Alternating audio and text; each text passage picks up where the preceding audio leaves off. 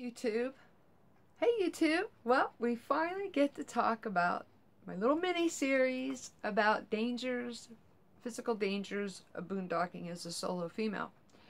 And I was thinking about this video, and I've realized that in hindsight, this first story is really not that frightening. I also had a friend of mine. What I didn't tell you guys in my last video is those people have threatened to destroy Halo on my new RV. And a friend of mine had an old security system that he offered. He donated. He put up a total of 7 cameras, 2 on each side, 1 in the front, 1 in the back, and 1 on the roof. It also comes with this really awesome program that all I have to do is hit one button. It calls 911 and sends the video. Not only that, the house TVs that I don't use, I use my own personal flat screens, he has wired into the video, so whether I'm laying in bed or I'm in my living room, I can actually watch my surveillance cameras. So, a shout out. Thank you so much. This guy used to be a cop in Chicago. Peace, thank you. Okay, so in hindsight, I stop and wonder, are we really ever really physically safe anywhere? I mean, I'm sitting in an RV resort in the middle of nowhere. I'm talking a very little town, guys, okay? And I'm still being threatened. And it's really sad. But you know what? Yeah, steps have been taken, and I'm very, very, very excited. So I want to talk about the first dangers that I suffered at the Grand Canyon.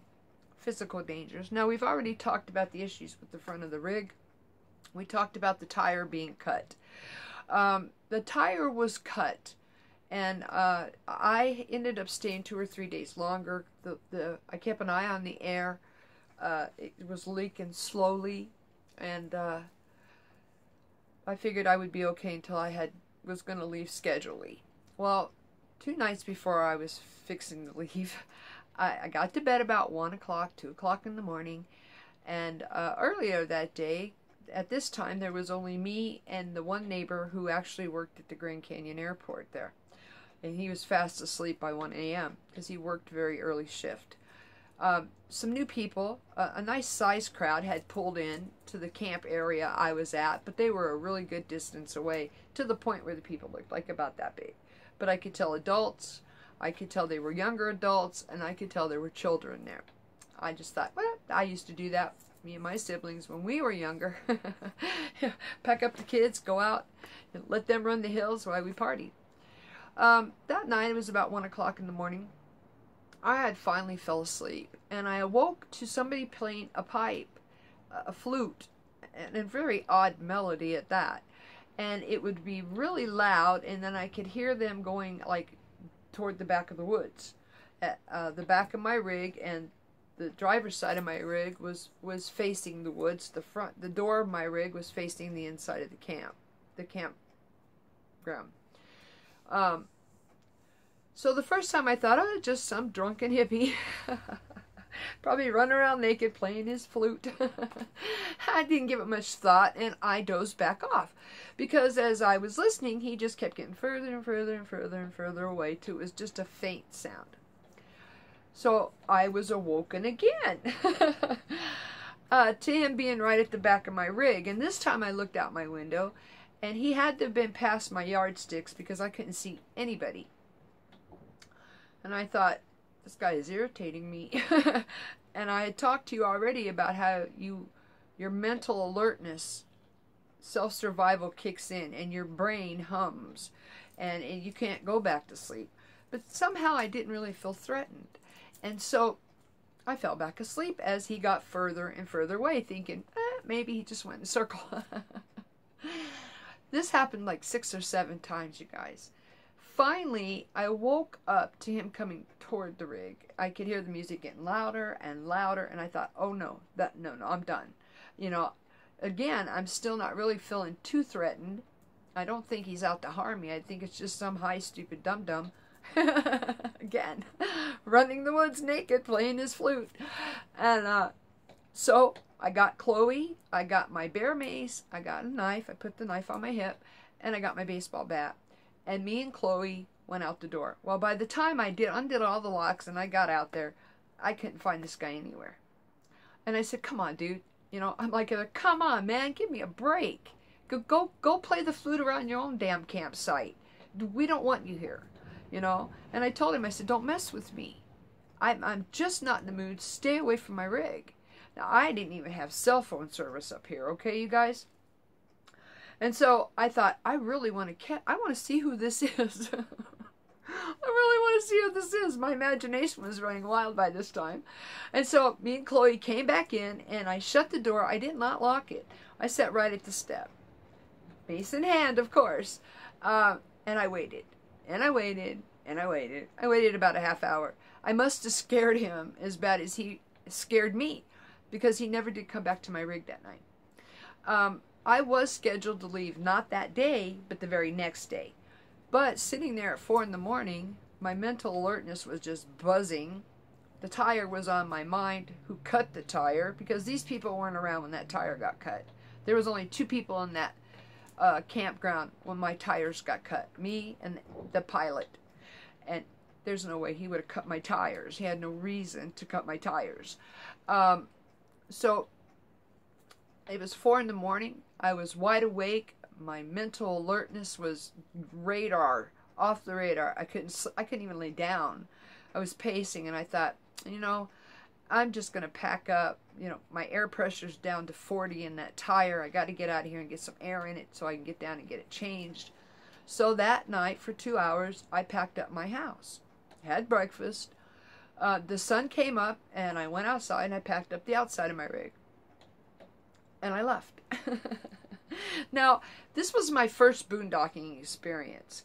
It paved roads on the way up to the Grand Canyon, paved roads on the way into this campsite.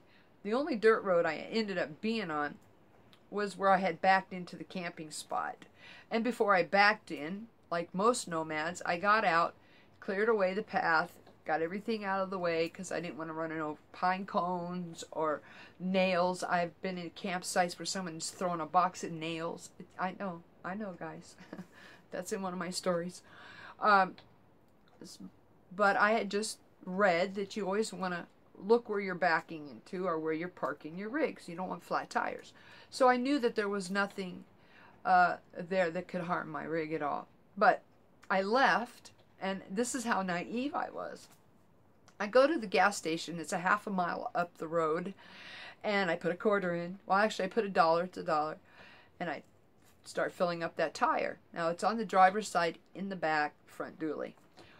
And it's going, and it's going, and it's going. I checked it, 60 pounds? Come on. And I'm there until the whole thing runs out. And I check it, still 60 pounds. I'm like, what the hell? So I put another $1 in. And the air goes and goes and goes and goes and goes. It's still 60 pounds. I'm really frustrated this time. I'm thinking, oh my God, this cut is way deeper than I expected. And the air is pouring out as fast as I put it in. Well, there was a truck driver there. And I said, hey, buddy, can you help me here? I said, I'm not quite understanding why I can't get over 60 pounds of pressure in this 80-pound tire. I said, I know that I have a cut, but I don't think that it's leaking that severely. And he said, lady, he says, you can't get this pump to put 80 pounds of pressure in that RV tire. These pumps only go up to 60 pounds of pressure. Like I knew. He told me I would have to hit a truck stop, that would definitely fill my tire, and it did. There was a little truck stop right outside of Williams. I stopped, put a little air in my tire, and went on to Flagstaff to have that tire replaced. Now, in 9 days, I had, my tires had been cut. I had the Pied Piper of Grand Canyon behind my rig. To me, that was pretty scary. But I kept telling myself, it's just my own fear. And there's nothing worse than fear itself. And God's not a fear. So I let it go. I did contact the owners. They didn't ask me to. But I did contact him the first time I went out boondocking. I told him my exact location. It was 2 days later that the tire was cut. Now, I didn't tell you in my other video, but the night that I called the owner of that rig about the cables on the battery, and he called me an effing idiot, he was really upset when he found out that me and my ex-husband had unscrewed the generator from the back off that rack. The way he had mounted that generator, the gas area was to the front, and where you pull it to start it was against the rig. You couldn't even start the generator like that. Had I gone off a cliff or even wrecked that rig, that generator being mounted to that rack would have been a fireball. It wouldn't have been able to be thrown away from the automobile. And that's what they recommended when I went online. When me and my husband went online, it recommended that if you had to carry a generator in your rig, to make sure it wasn't tied down. That way, if there was an accident, it would be able to be thrown away from the vehicle. No, he had that bolted down. That reason alone, and the way he treated me and cussed at me, he even demanded at one point that I bring the rig back so he could remount that generator and I could leave my scooter. And I said, I don't think so. The generator stays right where it's at, and as does my scooter. So I want you guys to know that the reason I suspected, because I on purpose didn't tell these people for the first 7 days or 6 days I was out where I was exactly at. They knew I was heading to northern Arizona, but they didn't know where. They also claimed to have a tracker on that truck. Just saying. Anyhow, that's why I suspected that inadvertently that maybe they had been responsible for cutting that tire. Can I prove it? No, I cannot. But it was just one of the things that took away the trust I had in those people, and the one reason I quit telling them exactly where I was. And I have to say, I had no more cut tires after that. Safety.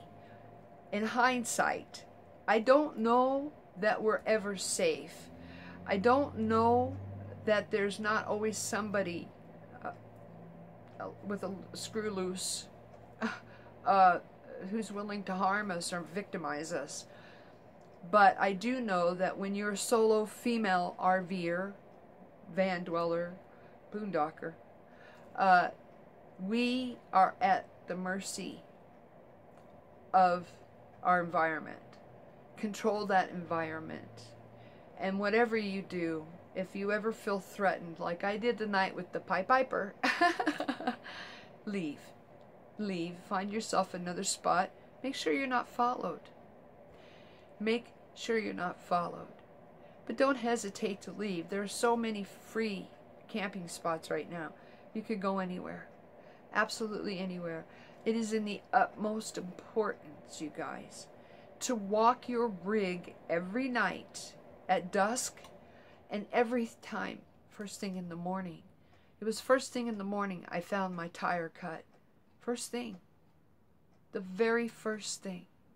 So I was aware immediately. I had heard noises out there that night. I did not get out and look because up until that point, the only thing I had outside my rig had been coyotes. Now, I'm not real fond of wild animals, but I know a coyote ain't going to hurt me. I know they're more afraid of me than I am them. And I know that at any given point, had I opened that door, they would have scattered. I also knew that at any given point, if I looked out my window and I seen coyotes, there was no humans around. They won't tolerate it. I also knew that if there were no coyotes around, there was probably a human around. Learn your environment. Learn the little tricks and things that'll keep you safe. But most of all, get out safe. You know what? I have a crazy bad temper. Sometimes I think I'm invincible. But the fact is, your best bet is to put your keys in your ignition if you're driving a Class A, B, or C and get out of Dodge. Go back for your stuff at a later date. If you're driving a travel trailer, take your weapons, take your dog, and get to the front of your truck and get out. When you go to bed every night in a travel trailer, you make sure that trailer's ready to roll. That will keep you safe. And I know that I don't want to scare you, but the fact is I should have been scared. Because like I said, in hindsight, this was one of the least scariest, threatening things that I had happen to me. And at the time, it was quite frightening. What I'm going through right now with the old owners of Betty Sue is more frightening than I ever went through with Grand Canyon. But I don't want you guys to be worried about me and or Halo, because she is now fully wired, up and running surveillance cameras. Anyway, you guys have a blessed day. You know what? It is so windy outside. No rain, just windy, windy, windy. I heard we're getting it in from Mexico. But what I have to say is, my friend, I shout out to you. I shout out to you. I thank you, baby. He braved this weather. He got out and up and put up all those cameras and hooked up the inside for surveillance. He was very furious about those emails and those messages and those comments. And I thank him. And I don't want y'all to worry. I didn't say anything at first. I didn't even tell my ex-husband that they had threatened to disable Halo. Anyway, you guys have a blessed day. And remember to love yourself. Because if you don't love you, ain't nobody gonna love you. And my next video will be my next physical danger. Bye-bye.